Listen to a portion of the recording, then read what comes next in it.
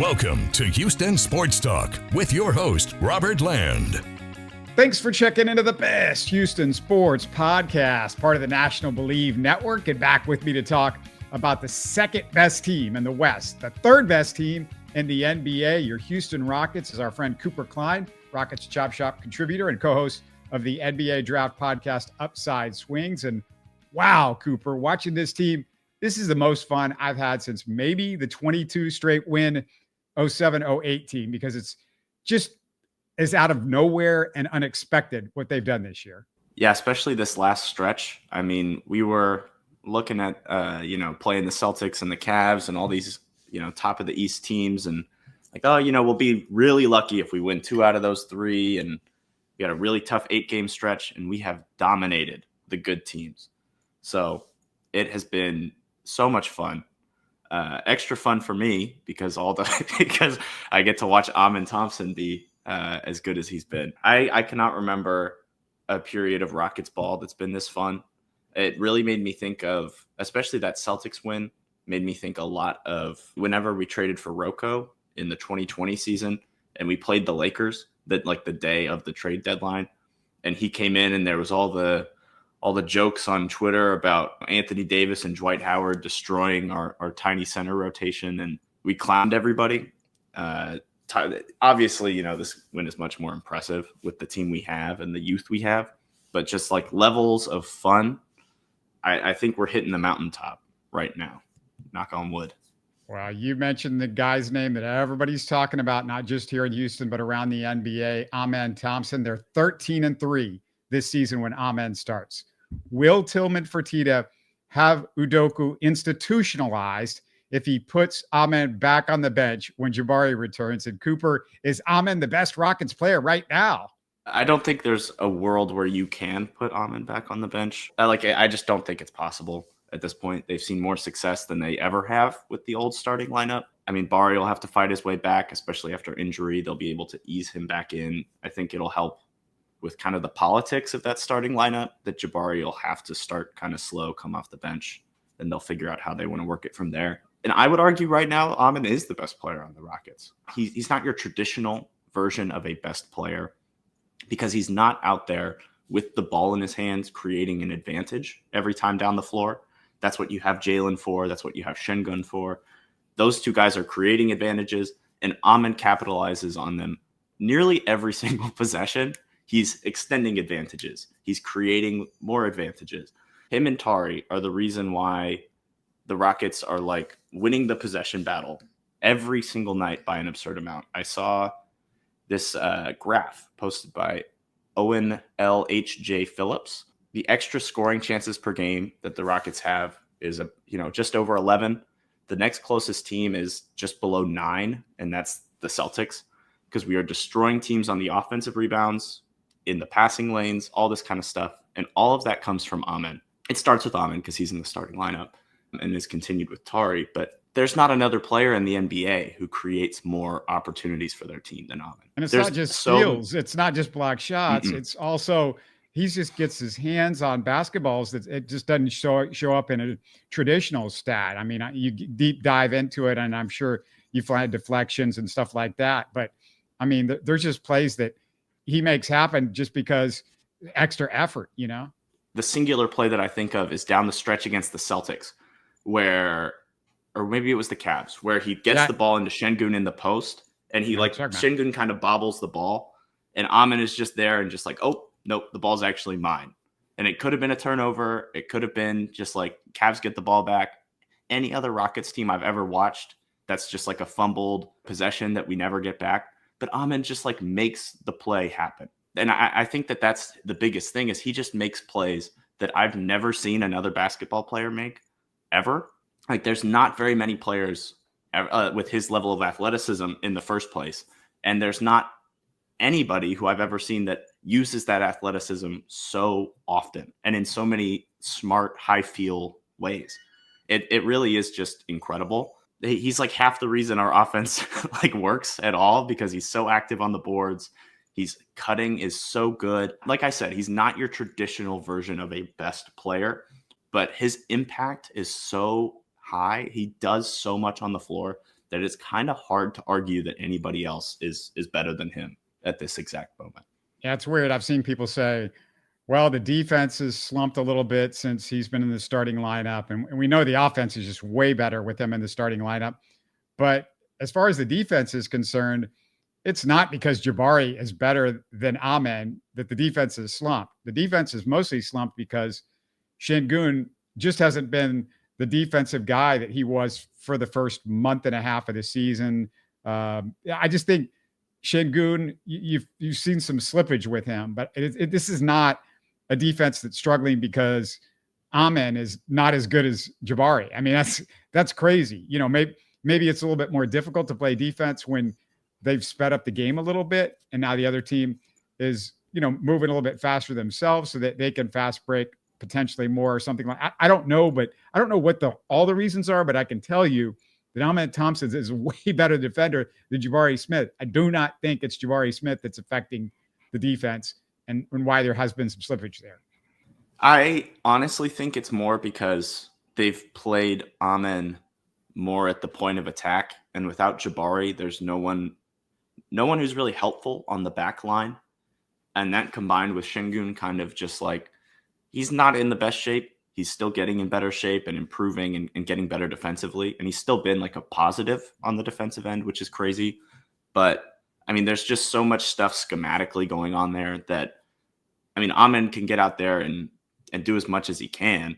And he's pretty much like a top 5 defender in basketball. And in my opinion, the best perimeter defender in basketball at this very moment, on top of being like, you know, an offensive weapon. But it really has more to do with just the kind of scheme they run and the kind of, you know, Tari's been not limited minutes, but hasn't been playing as much, kind of getting back into game shape. You don't have as many guys who rotate on the back line. Dylan Brooks doesn't help from the, you know, as a low man. Jalen Green is like physically incapable of doing it. Obviously, Fred's not going to help on the back line, but they're kind of sacrificing that back line rotation for just more chaos at the point of attack. And that is probably an easier, defensive strategy to implement. But it's probably also the only thing you can do with Jabari on the bench, because that's kind of been where he's been so helpful defensively and what he allows you to do. So it's tough. Anybody saying that it's just because of Amen, you know, is silly, like you said. But there's a lot of layers in NBA defense, and it's really hard to just kind of single anything down to one player like that. It's unfair. No question. And Şengün looked about as good as I've seen him recently defensively against the Celtics, which is about the most difficult team in the NBA to guard. They just spread it out so much. So props to him in that game.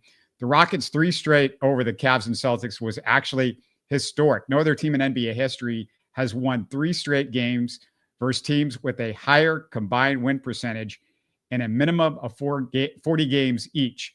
Their record was 104 and 28, the 3 teams that they faced, a 788 win percentage. The Rockets are a crazy 17-6 on the road, tied with the Celtics and Cavs for most road wins in the NBA. Their record versus top 10 teams, 13-4. I repeat, 13-4. Believe it or not, Coop, DraftKings gives them only a 12th best odds to win the title, 12th, below the Clippers, Suns, and Timberwolves.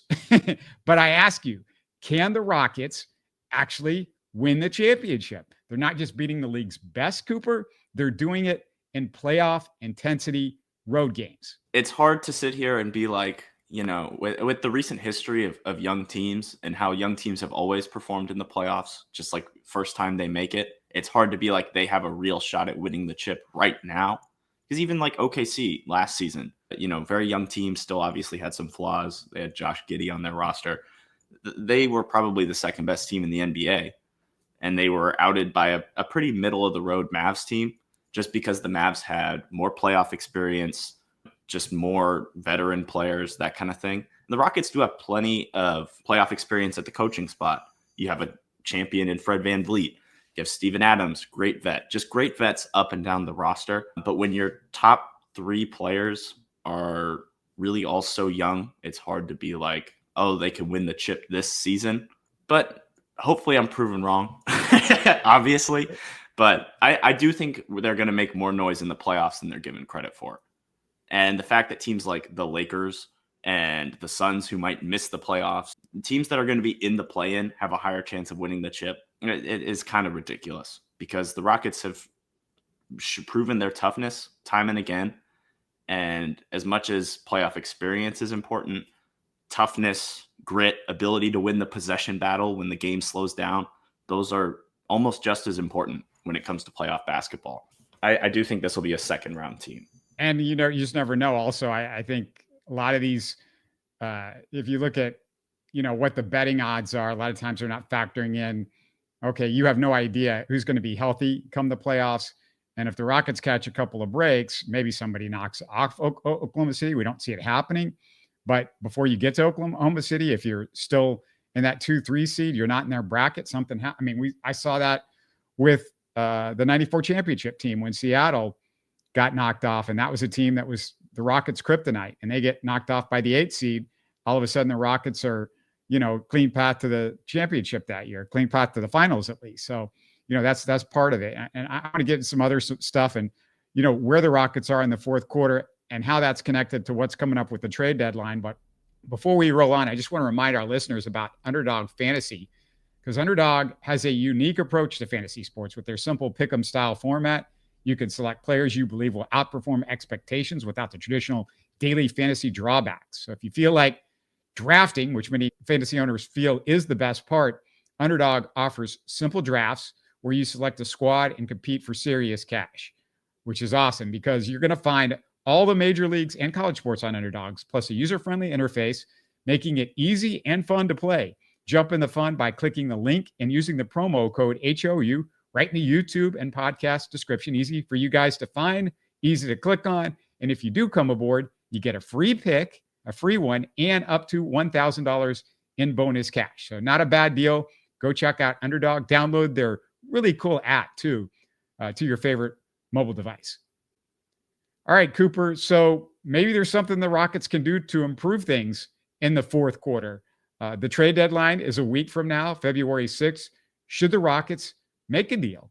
I do think there's an argument to be made for, just some like small on the margin stuff, but it's really hard to look at the Rockets' recent success and really call for like a big overhaul and trade. When you strike gold in the NBA, I don't know. You really don't want to take it for granted. Obviously, you want to strike while the iron's hot to some degree, but it really doesn't feel like what the Rockets have been doing this season is, by accident. It's hard to argue that when they beat the two best teams in the East 3 times in a row, that's an accidental thing. You're very obviously onto something. As much as we talked earlier about, all these scoring guards who can really alleviate the offensive pressure for a lot of these guys, we're still winning games.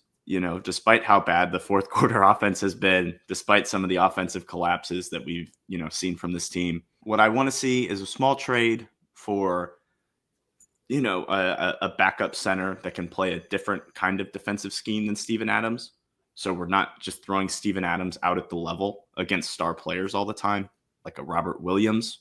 I would love to see, as long as these players can be gotten for the right price, right? That's kind of my thing.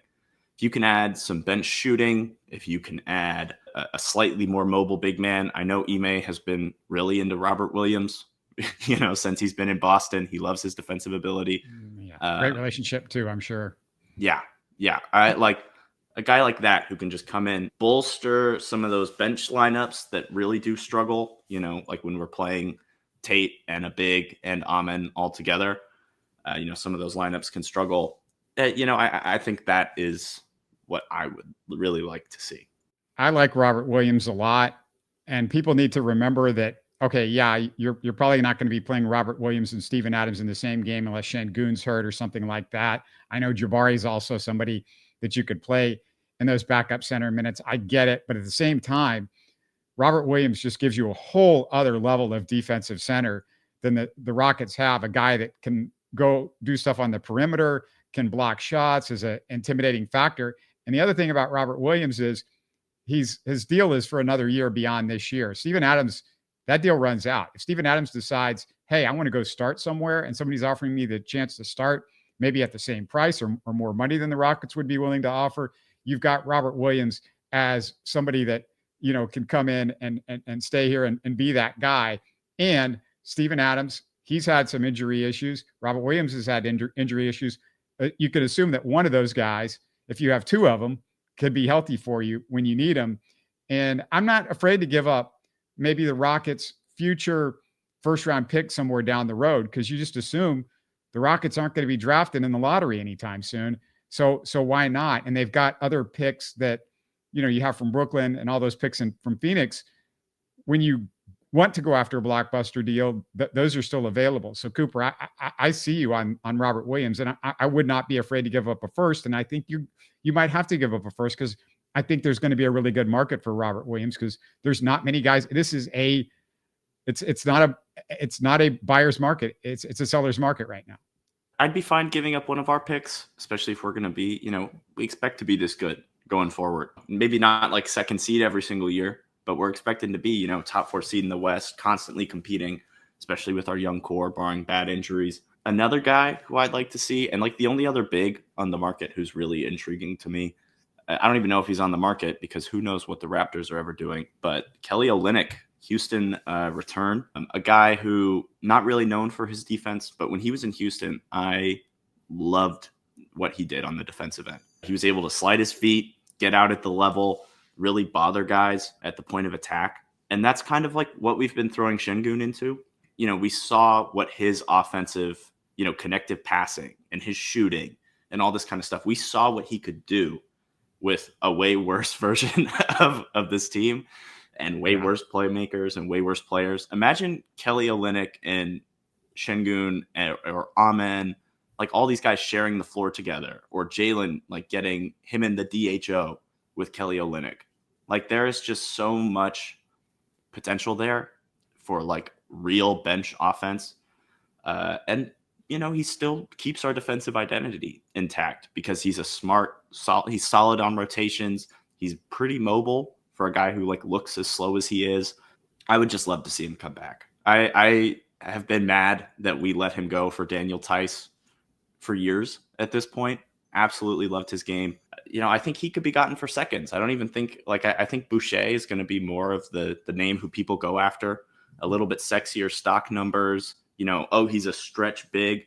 But Kelly Olynyk, that's a real NBA rotation player on every single team. And I don't know why he doesn't get treated as such. So I would love to see him brought back as well. I Bleav he's signed till next year as well. Cost is very similar to Robert Williams. Jock Landale, I think, would work as matching for both of those trades.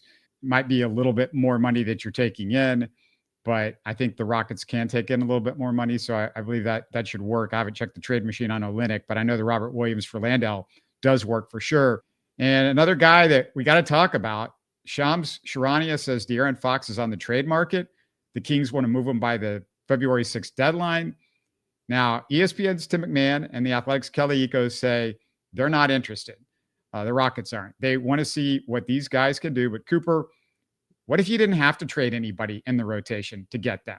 I played with the trade machine, and you can match salaries for Fox if you trade Shepherd, Landale, Holiday, and Jeff Green, which, none of those guys should matter if you get De'Aaron Fox. And, the idea that Reed Shepherd is going to be De'Aaron Fox down the road is, very slim. The odds are not for that. So you also add, of course, major draft picks, obviously, but Coop, why not just add Fox to a rotation for nothing that you're using right now, when this offense nearly melts down every fourth quarter?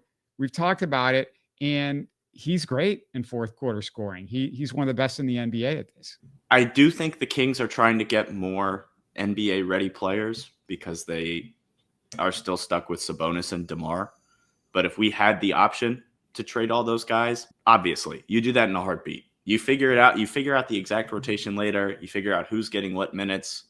If you have the chance to add an all-star for none of your, real rotation players, sorry, Reed, you do it. You go for it. the Kings could send out those picks. They could redirect them, or it could be a three-way, and they could get some more ready now guys if they want to. I'm sure, somebody would give you something good for Reed Shepherd if they want some more ready now players, and definitely those draft picks. And they could also keep some of the draft picks to use in the future and have them as well. So they could do a nice mix with that, I think. Yeah, there's a lot of options. And that's the big reason why, Stone has been compiling draft assets since the James Harden trade. That's why he prioritized draft picks in the Harden trade. They've prioritized draft picks at every single turn over players like Jared Allen and all these guys who Rockets fans have lamented missing out on over the years. As much as it sucks not to have good players on our team, we have better players on our team now from the draft, and a plethora of first-round assets that we can trade to anybody. Yeah, and it seems like it would be a shame if you at least didn't entertain it or get on the phone with the Kings or whatever. And it feels like the interest in Fox is about how much the Rockets really regard Jalen. In 2.5 years, Amen's extension kicks in, and we assume it could be a rookie max. You also got Şengün's rookie max, Jalen's player options, $36 million that season, unless he opts out. But then he could cost a full max if he does opt out, becomes somewhere close to the version of Jalen that you want. If that's the case, then, what do you do? Fox will cost the full veteran max, of course. Could they keep all four at that point, which might leave you with the Jalen or Fox either or? That's the other thing is, could you keep them all, or would you have that Jalen Fox either or going? That's really the debate here. If you're the Rockets and what's going to happen down the road, and you got to kind of play a guessing game on that. And I honestly, Cooper, I don't think we're going to know at the end of the season for sure if Jalen is that guy. If he is a full max, in 2.5 years, we're going to have to pay him full max. I don't think they're going to know that. So I don't think there's going to be any better answers by the summer from what I've seen from Jalen this year, because it's still been a little bit of a roller coaster ride with him at times. We saw an incredible few weeks there, but then the last week or so, it's been more of the old Jalen. He had one good game against Cleveland, one bad game. The Boston game was bad. The numbers don't say that it was bad against Atlanta, but he had 7 turnovers. He had 0 assists and 7 turnovers. So he's having a lot of difficulty handling the basketball. His handle has not improved, and it's killing you late in games when he's getting stripped of the ball many, many times when they're trying to give him the ball and say, you're the man. Yeah, our late game execution is pretty night and day when it's, hey, get the ball to Şengün versus, hey, give the ball to Jalen. And part of that is because of Şengün's 2-man game with Amen. The two of them are just so unstoppable together. But I don't think Jalen is going to end up being worth a supermax unless, things really change. I got to say, he has played a lot of games, and a lot of games while hurt, a lot of games while with, an eye swollen shut against the Celtics. As much as it's hard to believe in a guy like Jalen, who personally plays a brand of basketball that's not my favorite and I don't feel is the most conducive to winning, he's really tough. And the motor has gotten a lot better. He plays so much harder than he did a few years ago. He plays a lot smarter, even though it's not smart basketball all the time. Plays a lot smarter than he used to. Jalen hasn't fully changed my mind on his game, hasn't fully, shifted me, but I'm cheering for him really hard in a way that I wasn't the past few years. I hope he can get there, and I think there's a chance now where I used to think there wasn't even a world where he was ever going to deserve a max. I think if he continues to improve and in the areas he's shown growth and can really tighten up that handle a little bit, I think there's a world he's worth that max. But I think if you get the chance to get Fox, you know what you're getting with Fox. You're getting a guy who can buoy your offense in the fourth, can constantly create advantage, can capitalize on those advantages. And that's basically what you're praying Jalen can do one day. And you don't know what you have as far as point guard. We have not seen Reed Shepherd, even with all the injuries that we've had recently and some of the stuff that's been going on. Reed's still not playing, even though he had the great G League performance, the 49-pointer. And, we're far away from Amen being a real point guard. That's the other part about it. So if that's your dream, I still Bleav we're a long way away from that. And Fred VanVleet is not your future at point guard, obviously. I mean, he's a guy that would be a great third guard next to De'Aaron Fox. And that's what I would want for this team moving forward. But, I just don't, unfortunately, I don't see it happening. There's a couple of other things I wanted to hit with you. I just want to ask our listeners, though, what do you guys think? I mean, is this crazy that, going after De'Aaron Fox, or do you like it? You hate it? Get in the YouTube comments, get in the YouTube comments about pretty much anything. I definitely look at all the comments. So please be kind when you comment. And hey, if you want to co-host with me, I'm looking for a new co-host. I'm looking for somebody who keeps up with everything in Houston sports: Rockets, Astros, Texans, and Cougars. That's the unique thing about this show. It's the only one of its type in Houston. And if you're a new fan of the show, please support us. It's easy to do. Subscribe on YouTube and with your favorite podcast app. All right, Cooper, can we just take a minute for a Steven Adams appreciation? I couldn't believe how well he was getting out to guard the three-point line against the Celtics. Night and day difference, the way he's moving from even a month ago. And how about this, Coop? Since December 1st, which is after he was 100% healthy, the Rockets have beaten opponents by 16.8 points per 100 possessions with Adams on the court, and by only 0.9 with him off the court. So Steven Adams, my goodness, what a find. And give the Rockets also credit, their entire organization, for going after these guys that are analytically brilliant. Steven Adams, Fred VanVleet, Dylan Brooks. The analytics showed that they were really positive guys, and that's all been proven out. Yeah, a guy who, even when he kind of struggled getting out to the three-point line against the Celtics, still had a positive impact. He was still trying really hard. Like you said, he's moving so much better out in that area. It's still probably not what he should be asked to do. Still probably not the ideal scheme for a guy like him, but still being able to do that, have a positive impact on the boards, really allow our wing rebounders the kind of space they need to get the ball and get out in transition. He's just played such smart basketball. I always thought it was kind of ridiculous how quickly Rockets fans were lamenting on Steven Adams, despite not having played in like a year and a half, when at the beginning of the season, got to give him a shot, got to let him do his thing. But he's been awesome. I still want another big who has more scheme versatility on the roster, but it's really hard to not be incredibly impressed with what he's brought this team and what he's done. No question about that. He's number one in offensive rebounding percentage in the NBA. Number one in offensive rebounding percentage in the NBA. I'm going to repeat that. And also contested rebound percentage. I want to say he's also number one in just rebound percentage in the NBA too. So like all the rebounding numbers off the charts. So just just an incredible, great locker room guy, the whole thing. I mean, can't say enough about him. What's the latest, Cooper, on upside swings? Are you more or less pumped up about this draft class than you were to start the season? Probably more. Doesn't have a ton of depth, but I like the top end of this class a lot more than I thought I did. Cooper Flagg, obviously, incredible player. There's a lot of fun guys. Dylan Harper, really fun player. Derek Queen, really interesting. I really like him. I think he's a special big man out of Maryland. People have been talking about him. It's kind of like an offense-only guy, offensive specialist.